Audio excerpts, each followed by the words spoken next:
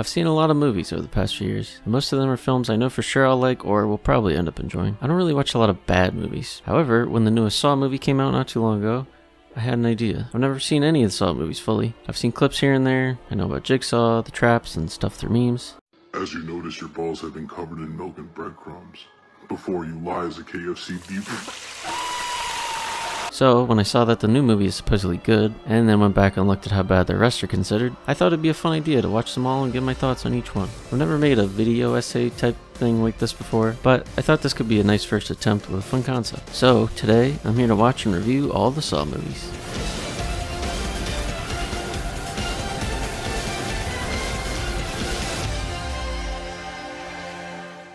The first movie starts off with a pretty great premise. We see two guys who are completely unaware of what's happening, just like the audience. The confusing situation illustrates how desperate these two characters will get and immediately draws the audience in. Unfortunately, the filmmaking tends to undermine that. I'm currently in school for a film degree, and what I've learned so far is that editing should typically be invisible. You don't want the audience to notice the editing and remember that they're watching a movie. Rather, you want them to feel like they're part of the story. The jarring and cheesy editing in Saw does the exact opposite and really took me out of the movie a lot of times. The editing is just really silly during the moments that are meant to be suspenseful. Instead of being scared, I was laughing quite a bit. The super quick cuts and jittery camera work are meant to relay the panic, but they end up just making the scene very silly.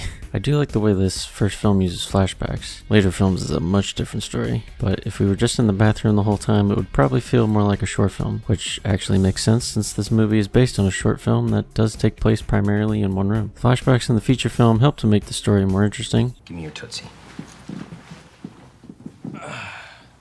Oh, what a big Tootsie.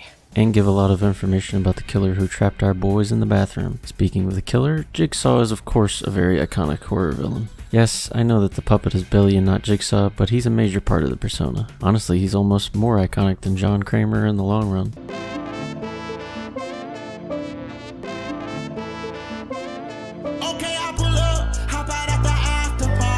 His motivations for playing games with his victims are mostly sound. There's the weird one where he tries to make a suicidal guy hurt himself to appreciate life more. He clearly was struggling with that before, and I don't think a barbed wire cage is gonna help too much, but whatever, man. Also, he had a hidden blade 3 years before Assassin's Creed, which is kinda sick. Jigsaw really carries the film a lot with his looming presence, and next to Gordon and Adam, I'd say that's the strongest thing about this movie. I also like some of the framing, such as this, and the slow yet tense camera movement is pretty nice. Also, the scene with Adam using the camera flash to light up his apartment is unique and actually a little suspenseful. I also do kind of like how Danny Glover just goes crazy after his partner gets killed and is dead set on catching Jigsaw. However, that kind of leads back to the silly editing, because once the film is wrapping up and Danny Glover starts chasing the killer, we get some more really silly editing like this.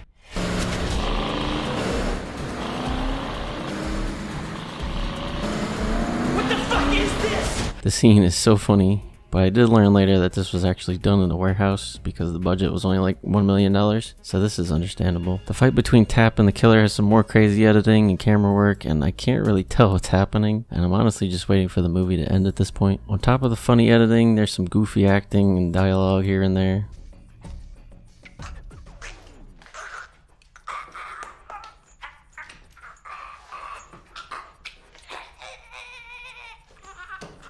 What do you care what I think anyway?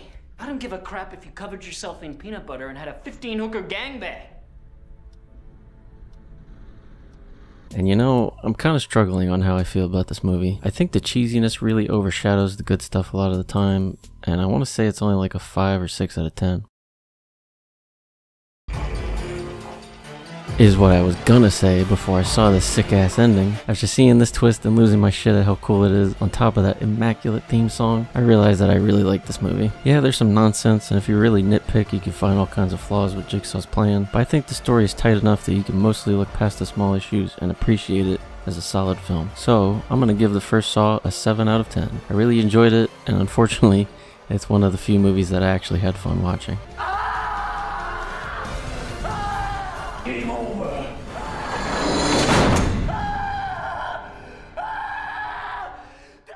Now, before we start on the rest of the movies, I wanted to say something real quick. For the first movie, I watched it all by my lonesome and took a lot of notes. From Saw 2 onward, I tried a little something different. I still took notes, but I also recorded myself watching the movies for the first time. One reason for that is to get the footage a little easier, but the bigger reason was to use some of my first time reactions to help show my feelings on these movies. For some of them,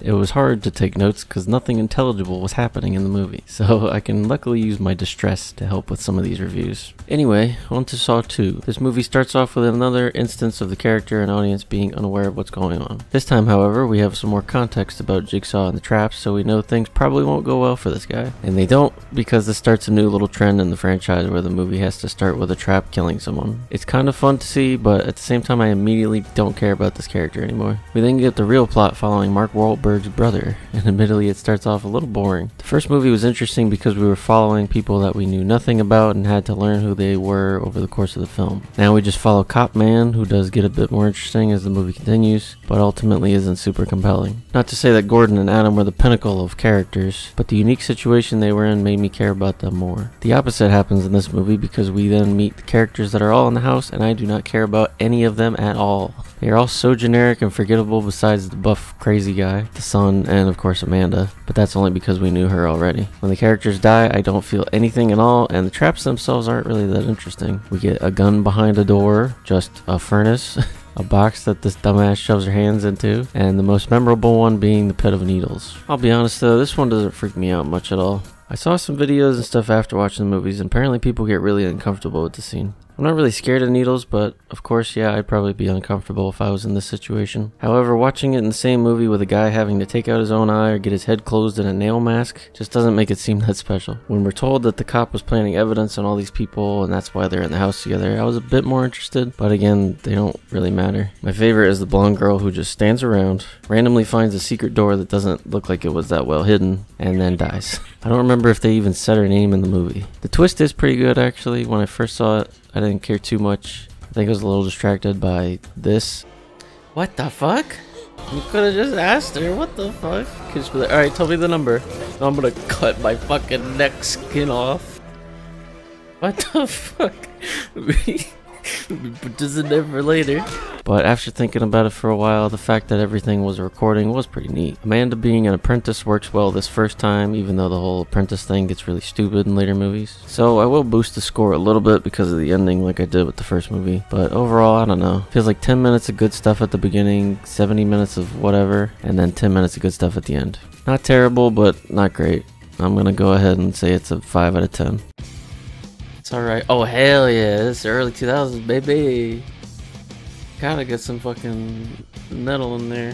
Moving on to Saw 3, we have yet another interesting start that picks up right at the end of the last movie when Eric, I genuinely forgot his name, Eric is still in the bathroom bashing his foot in, and I couldn't help but focus a lot on the lighting in this scene. I love the pitch black darkness with just the glow of his flashlight being used to see. I think it's pretty neat. I also didn't expect it to pick up right after the first movie, and that's another thing that continues on for the next few movies, which is usually detrimental. Another thing that continues is everyone's favorite lines of dialogue being said over and over again, so you can point at the screen and recognize something. Hello, Troy. I want to play a game. He said the thing. This movie is weird because it feels less interesting than the last one, but it does have some good ideas in there somewhere. I like the idea of Jeff having to kind of run a gauntlet of tests, and this comes up again later in 4, 6, and 7, and I actually like that in 2 of those movies. However, the reasoning for Jeff being here is probably the weakest reason so far. He's upset that his son got hit by a car, so he has to decide whether the people involved live or die. Jigsaw's rules are very weird because those people don't really get a choice to live. It's all dependent on Jeff. But whatever. Look at this flashback of John Kramer's bald, slappable head. The traps are more unique in this one, and the pig one is of course super gross, but the first 2 don't really affect me that much. However, the rack is probably one of the most cringe-inducing traps in the whole franchise. This thing is fucked up and actually made me squirm a bit. It was so bad that I could actually imagine myself in that situation. The angel trap with the lady's ribs getting ripped out is pretty unsettling too. At the same time though, I feel like these were almost put in here to wake me up because I was getting bored of seeing Jeff's flashbacks and John's flashbacks and Amanda's flashbacks And this movie kind of begins the overuse of flashbacks, which really starts to drag down the already loose story even more. This movie tried to give John a bunch of backstory and it was okay, but I felt like it was way too long. And after seeing the next couple of movies, I feel like they should have put some of those flashbacks in this movie if they really wanted to flesh out his backstory so much. Giving us his backstory over the course of like 3 or 4 movies makes everything seem like it's hastily made up or retconned in. And the twist of this one that Jeff and Lynn are married and Amanda was being tested to are okay, I guess, but not that crazy or surprising. And Jeff doesn't even learn anything by the end of this whole ordeal, so yeah, I just don't really care. This movie's kinda I'm gonna give it a 4 out of 10. Again, not the worst thing I've ever seen, but more bad than good in this one. Sadly, it didn't really blow my mind. Oh, brother, this guy stinks! Now we get into the real garbage with Saw 4. That's how I feel. Most of these movies are either average or boring and uninteresting, but not offensively bad. Saw 4 is the only one to make me angry. I wish I could think, but everything's going too fucking fast. Now I kind of wish this was a long... fuck. What are you doing with this movie? I got mad at this film, and that is very rare for me when it comes to movies. If I don't like something, I just move on and forget about it pretty quickly. But Saw 4 made me upset. It feels like this whole beginning part setting up Rig, which by the way, what the fuck kind of name is Rig? Did they forget the S in Riggs? The setup for Rig just feels like a checklist or something. Like, we gotta move this guy along the plot line, and we need to make these segmented ideas all meet up at the end while throwing random traps in there in the middle. Also, again, really stupid premise. Rig is too good at saving people. He's too good at being a cop, so he has to be punished. All these cop-centric movies seem so stupid and counterintuitive to what Jigsaw originally wanted. Yeah, you could just say, well, he's a psycho serial killer, it's not gonna make sense. But he had some morals that he lived by before. They're fucked up, but he still kinda has a code. So when he just makes cops like Rig run around in circles for 90 minutes, it just feels so confusing. The ideas may be okay in theory, but the execution is so incredibly poor. The editing has never been worse than in this one. I know I was wrong. I know. Oh my god. Stop cutting. Fuck. Jesus. What is going on? Wait, what? I don't know what's happening. His limbs are getting ripped off. Okay, I would never be able to fucking tell. Again, the flashbacks are too frequent, and they could have worked better in the last movie instead of all the Jeff shit. And the twist, if you can even call it that, is all based on one line of dialogue at the beginning of the movie. Scary! Do not go through that door! You know never to go through an unsecured door, ever. Are you shitting me? This whole movie's about that one fucking line? Oh no, that sucks. This is stupid. The twist that Hoffman was working with Jigsaw would have been cool if I gave a shit about anything else in this movie at all. Whoa, he was part of it. What a twist. He's the one who was with him. Oh my god. That's kind of an okay twist if any of the rest of the movie fucking mattered. But at least he says the thing. Can you kill him? Can something happen? Like, get it over with. Come on. Game over. Hey, he said it. Oh my god, he said the thing. Ah, yay! Woo! This movie is just a mess of things happening that are meant to be cohesive, but just come off like they threw shit at the walls until it stuck. And even when it didn't stick, they left it there anyway. This was the worst movie of the franchise by far, and I don't ever want to watch it again unless it's under specific circumstances. I'll watch my commentary so I can at least laugh at my own pain, or I'll watch it with friends and get drunk or something so we can at least enjoy making fun of it. Other than that, I will never watch this again unless I'm put into an actual Saw trap and forced to watch it. At that point, I might just want to die anyway. 2 out of 10, this shit sucked. It's not over. I fucking wish it was. After that, oh god, I wish it was over. Alright. Hit me with it. Where is it? Where's the metal Christian rock NHL soundtrack? Wait, what?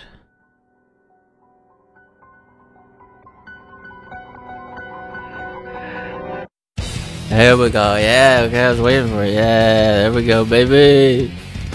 Let's go. Oh, that sucked. Saw 5 is kind of boring. It is more cohesive than the fourth one, which I appreciated because I could not sit through another one of those. This one continues another little tradition of the franchise that you probably noticed from the last couple of movies. The next movie typically has a character from the last one as the new protagonist, and I really don't like this as the movies go on because they just keep adding characters, and then they are ultimately irrelevant because if they're the new protagonist, they're probably gonna die. 2 is Eric, who returns in 4 just to die. Also in 2, the cop lady was sort of a main character, then she comes back in 3 just to die. Jeff is the protagonist of 3, but just dies in 4 after he learns nothing at all in his own film. Rig was a random background character in 2 and 3. He comes back in 4 to be useless and do nothing. And in 4 we get FBI Man, who is now the protagonist in 5, who will, you guessed it, die at the end and be irrelevant. Instead of following certain characters like John or Amanda, they have to add a new character or multiple new characters in each movie and then kill them off without developing them aside from the most surface level stuff. So maybe that little rant is part of the reason I don't care for this movie much. I do kind of like that they're showing traps that are unwinnable because we know Hoffman is the only bad guy around now. Even though Jigsaw's traps and logic are usually whatever the writers want it to be in the moment, it does at least remind us that he's supposed to have a code, and Hoffman clearly doesn't. I don't really have much to say about the people who were in the traps, which I'm now realizing is another gauntlet of traps, just with more people. They really did enjoy doing that after 3, huh? But yeah, I don't care about these characters because they're barely set up. We learn about them throughout the story, but it's less interesting than something like the first movie because that showed flashbacks and we get interesting information about Gordon and Adam. 5 just shows these random people that you learn more about later, but in kind of vague ways. They're all scummy people in some way and did some bad real estate stuff or something, but it's not detailed enough to make me remember. I had to look at the wiki to even remember what they were involved in. In later movies like 6 and 10, and to an extent 7, we get some time with the characters before they get put into the traps. So I understand why they're there and why they deserve what's going to happen to them. I would much rather see that than flashbacks about Hoffman working with Jigsaw the whole time that I don't need or want to see. I feel like the not knowing why they're here kind of thing worked well for the first movie and sort of worked for the second, but I don't think it works so well anymore. The spending time with characters then seeing them go into traps thing works better now in my opinion. That actually gets me to care at least a little bit about the plot and characters. So I guess this was kind of my chance to ramble about the franchise as a whole because I don't really have much else to say about this movie. The ending is whatever. It's funny when Hoffman slowly lowers into the ground, and it's funny to see what would have happened if 3PO didn't shut down all the garbage mashers on the detention level. But yeah, kind of a whatever movie. I do want to finish with the scene where the lady gets her head cut off. I want to give props to the franchise so far because they don't really use CGI too much. They tend to cut away from things if it's not going to look great, and I'm glad they did that because with this decapitation scene, we get a clear example on why they should not be using CGI more. She's dead. Oh my god, that was so bad. What the fuck? Holy shit, that was terrible. I'm not talking about like gory, that was, what the fuck was that? CGI head. What the fuck? Anyway, yeah, this movie's whatever. I'm gonna say it's another 4 out of 10. Alright, yeah, you're gonna give me my medal, right? Please? Or just get the theme? That's lame. Where's my Evanescence? Now we finally loop back around to a good movie with Saw 6. And I feel like this is a great opportunity to talk about my king, that guy, Kevin Greutert. I don't know how to fucking, I have no idea to say that. Kevin Greutert is the editor of most of these movies. You know, the part I usually have a lot of issues with. I did not like his editing style at all and started fondly calling him Kevy G so I could say stuff like, yeah, give me Kevy, give me the rapid shit. However, he finally directed one of these movies with Saw 6, and I was pleasantly surprised to see that he's not a bad director. He goes on to direct the next one, which isn't great, but I don't blame him entirely for that, which we'll talk about soon. And he also directs the most recent film, which is pretty good. So I just wanted to talk about him at some point during this, because I had fun watching these and laughing at the editing, but I'm kind of proud in a way that he went on to direct some of the movies and did a good job for the most part. I saw that he hadn't edited too many things before the first film, and James Wan said in the behind the scenes that they were editing in like the living room of a small apartment or something. So I can forgive the first movie a lot more. And the later ones, I'm just gonna assume the studio made him do some of that silly shit, or maybe it was just because of the time period. So, getting into the actual movie, this one actually held my attention. The premise is a good start, and it's better because it's a more personal situation with Jigsaw. William is a guy who works with health insurance and usually picks and chooses who deserves the proper care, and at one point he crossed John, so of course things don't go well for him or his colleagues. I definitely prefer the more personal stuff instead of random cops and detectives who are somehow related to each other and are also part of a game the whole time. Also, William fits very well with the lore that they're trying so desperately to give John. The fourth movie was so focused on John's wife and them losing their kid and how she works at a hospital and his cancer. All that shows that medical and health related things would be something John would focus a lot on. He'd probably focus on people who are scamming the sick and dying individuals of the world. Going after crooks like that makes much more sense than John going after a cop who was too good at his job. I also quite like the twist in this one. The whole time you think William is on the way to save his family, but we never realize that his family actually hate him. And they never had the ability to pull a switch and kill themselves, but to kill him for what he did to his brother-in-law. The acid trap thingy that they use on him is pretty gruesome. It's probably one of my favorite ones. The other plot about Hoffman trying not to get caught is alright, and I like that Jill sort of gets involved, but I don't really like where the story ends up in the next movie. This movie was good. It's not like a massive improvement, but it's above average. I'd say it's a 6 out of 10. Good, but not anything too incredible. You know what, Kevy G? That was pretty good, I like that. And now we've reached Saw 3D, the final chapter.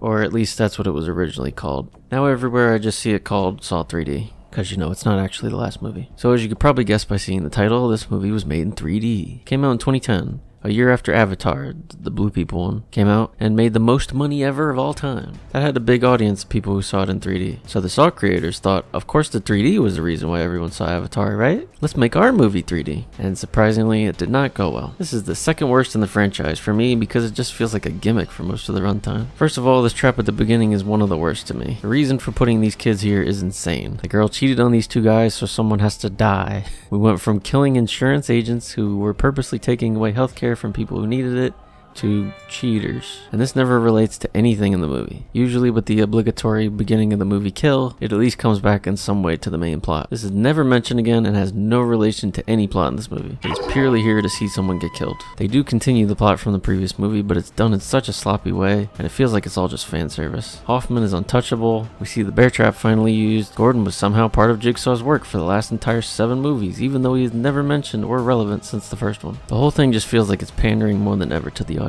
Hey look, it's that thing you remember. Whoa, you guys remember the bear trap? You want to see it get used finally? So crazy, right? The other plot that features Bobby is actually a little more interesting in concept, but this time I don't really care because the Hoffman stuff is so distracting and all the traps look really bad a lot of the time. The whole movie doesn't look great because they shot it with 3D cameras instead of a normal camera and then adding the 3D effects later. The whole thing looks all washed out and reminds me of a made-for-TV movie or something. A lot of the effects are really ugly, specifically the car scene, which I guess is unique, but when all the people die it's so obvious that they're just fake bodies. And the Jill train scene is probably the ugliest scene in the whole franchise. On top of that, it's the first time they ever show a trap in a dream sequence.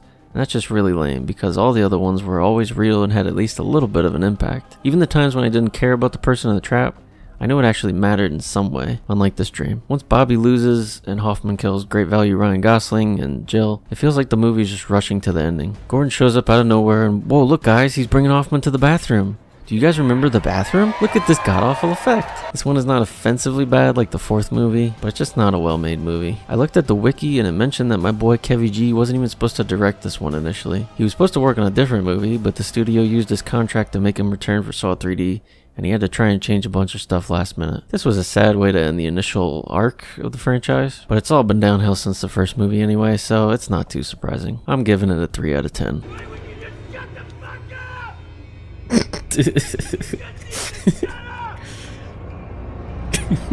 After a 7-year break following Saw 3D, we got the 8th movie, Jigsaw. This one starts off a little differently than most of the other films. Feels like a sort of generic action film at the start. And honestly, most of the film seems pretty average for the late 2010s. There's less things like the silly editing now, but honestly, it's actually a little more boring without that. The acting is all fine, the premise is kind of average for a Saw movie. It's more of the figuring out why they're here thing, but I don't think it's done too poorly. It tells me all I really need to know about these characters and expands on the ones that need it, like the woman and her baby. On the topic of that, I was initially annoyed that the lady's husband just rolled over his own baby by accident, and I was confused at how John came back. Luckily, the film explained that stuff by the end. And the reason for Jigsaw being back is all part of the twist, which is okay, but at the same time, I don't like that Jigsaw had yet another apprentice this whole time. I like that the game we were seeing was all from 10 years ago. Feels similar to the second movie. But the fact that Logan was another apprentice, and in fact the first one, It's kind of dumb. And the fact that John showed him mercy in the first trap just feels pretty out of character when you think back to how he was in the other movies. However, after watching the 10th movie, I could see they're somehow trying to make this psychotic serial killer a little more sympathetic. But overall, I don't know, this was okay, but it felt like the perfect example of a mid-Saw movie. It's not awful, but it's not intriguing enough to make me enjoy it more. Also, like I said, it felt a little boring without the funny and crazy editing. I don't like that, but it was a little more fun to see as opposed to the simple editing and generic camera work. So yeah, not much to say about this. Not too good or bad, and kind of forgettable.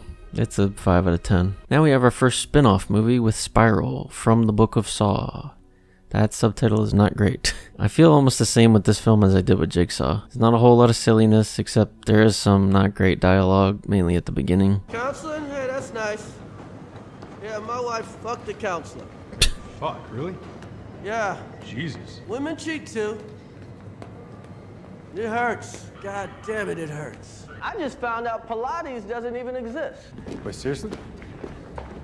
Emma loves Pilates. I'm sure she does. And there's not really much bad filmmaking, just uninteresting filmmaking. I like Chris Rock for the most part, and I like that Sam Jackson was in it. Adding some actual popular and talented actors was nice. I personally didn't like the pig saw.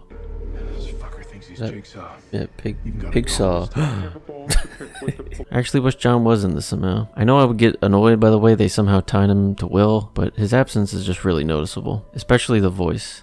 That text-to-speech voice was not menacing at all. Hello, Detective Boswick. I want to play a game. Can I have a glass of water, please?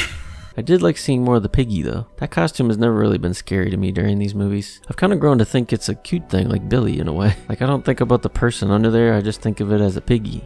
Piggy. Captured. Oh no, piggy. Piggy. Yay, piggy. Piggy. Will was an okay killer and made sense, but wasn't super interesting. And the twist was alright again, but a lot more predictable this time. Many people have said it, but when Will's body is found, and then they don't show him getting killed like every other movie, it's clear that it isn't him. Also, I just wanted to quickly mention the song at the end, because they stopped playing the early 2000s rock around Saw 4, and with this one they played a remix of the theme song by 21 Savage. Initially I thought it was weird and felt off for the franchise, but I quickly realized that it was sick as fuck. Okay. This is, yeah, definitely different. Wait, whoa, wait, hold up. Okay, wait. This is like a remix of the theme song. Okay, wait. I like this actually. It's very dumb, but it's also kind of cool. Oh, that's kind of badass. It's kind of sick. Kind of like that. So overall, I feel like this was another mid movie. Not too bad, not too good. I'm probably not going to remember it much after a while. Also, in regards to this being a spin-off movie, I feel like it's in a tough position. I feel like it could be more interesting if it wasn't a Saw movie, but at the same time, because it's a Saw movie, it's going to be weaker when it doesn't follow some of the same things from the last 8 movies. An example I thought of is if a Star Wars movie was set hundreds of years in the future. No involvement at all with the Skywalker saga, but it still has the common Star Wars elements we know about, like droids, space travel, lightsabers, the Force. It maybe briefly mentions the Jedi or Empire, like Spiral briefly mentioned Jigsaw, but then that's the only movie they make, and that's it. Feels like a fresh new possibility for stories, but it's difficult not to compare it to the other films and TV shows in the same franchise. It works for something like Star Wars Visions, which is non-canon, but when it's set in the same canon yet so out of place, it just feels like it's in a really strange limbo. Of course, they could continue Spiral, but with Saw X getting much more positive attention than Spiral, I don't see that happening. So it's always gonna feel like a weird experiment. I'm giving it another 5 out of 10. Alright, sit it down, baby. Come on, let's do this. Can't wait. And now we finally come to the final movie in the franchise for the moment, Saw X. Saw 10. I don't really know what to call it still. I'll just say X. This movie starts off in another unique and interesting way. This time we follow John looking for help with his cancer in between the first and second movie. The movie's really pushing the idea of making John a more sympathetic person, which is an okay idea, but after watching all the other movies I know that he's an insane serial killer who was very silly.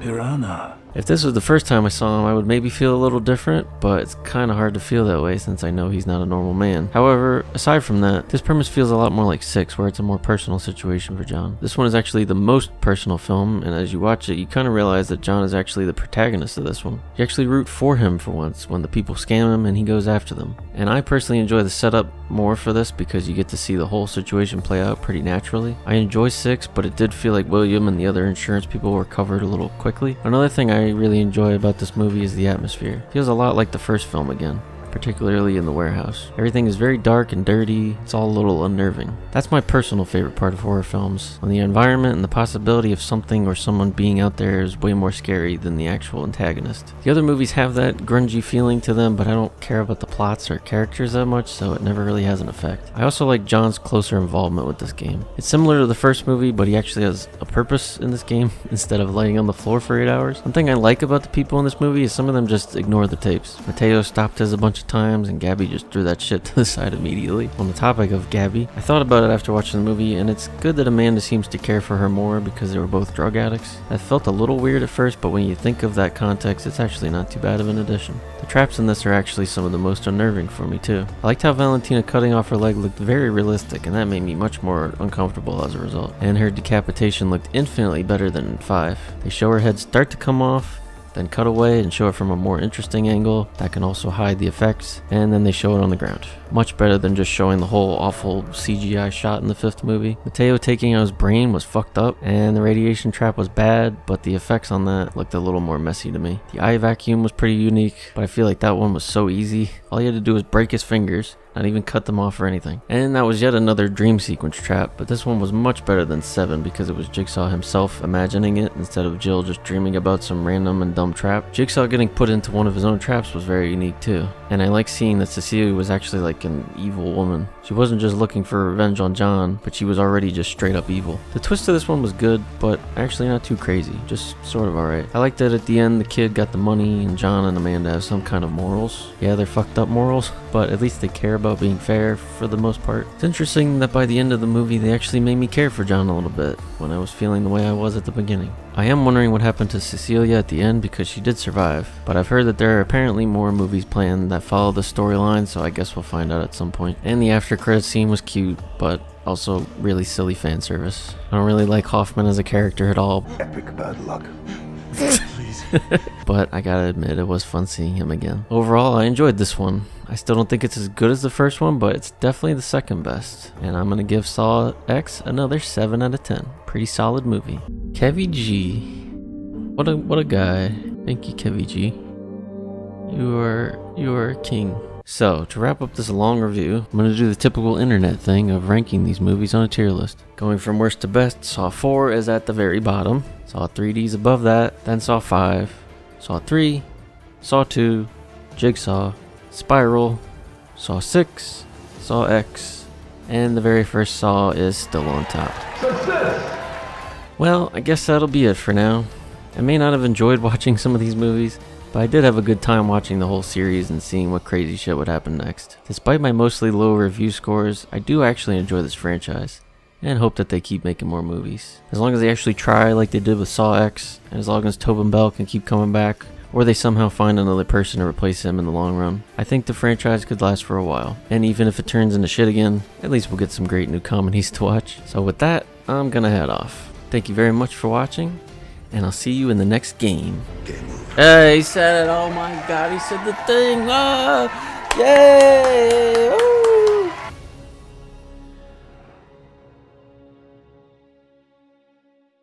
Hi again.